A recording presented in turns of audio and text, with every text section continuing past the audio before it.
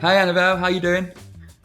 Yeah, I'm okay, thanks. So, let's talk TV. I know you've been watching Loki, which for those of us who aren't super up to date with the MCU, has been a bit mind-boggling. So, do you think you could break it down for us? I can try, Annabelle, I can try.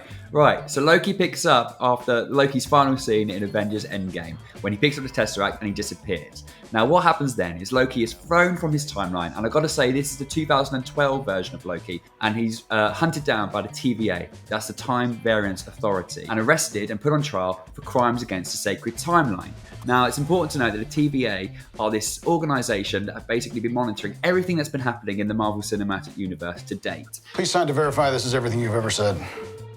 This is absurd. Sign this too. Not just in the MCU, but also in all these other universes that we don't yet know about, featuring characters dead and alive. And it's really fun because, you know, the God of Mischief, played by Tom Hiddleston, and he's been an antagonist for all the Avengers throughout all the films that he's been in. He's flung into this world where he's, for the first time, kind of like a fish out of water. Everything he's known about his existence and the people who he's been around's existence is thrown into question because everything is predetermined by the TVA. So does that help, Annabelle? Yeah, I think so. Good. So Loki is the third of a cornucopia of Marvel TV shows that's going to be released on Disney Plus over the next few years. We've obviously had WandaVision, which was great, and we've had The Falcon and the Winter Soldier, which was not so great. Loki falls somewhere in the middle for me. Michael Waldron is the showrunner here, and he's had credits on Community and Rick and Morty, and excitingly for Marvel fans, he is actually writing Doctor Strange 2, which is called The Multiverse of Madness. So this show will be setting that up. Directing all 6 episodes is Kate Herron, who's had previous credits on Netflix's Sex Education. So this is a hell of a step up for her. Okay, thanks for getting us up to speed. I think it makes a bit more sense now. So, the big question remains, is it a binge or a bin?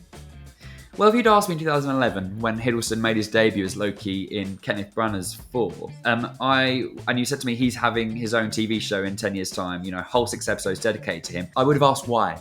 And I kind of am still asking why. However, the whole thing is fun. Seeing Loki within this world, this Terry Gilliam Brazil-esque world, is kind of exciting, and obviously learning about a new side of the MCU that we haven't yet explored is also exciting. If you don't like Marvel films, then it's a bin, whereas WandaVision had this original hook to it that made it watchable.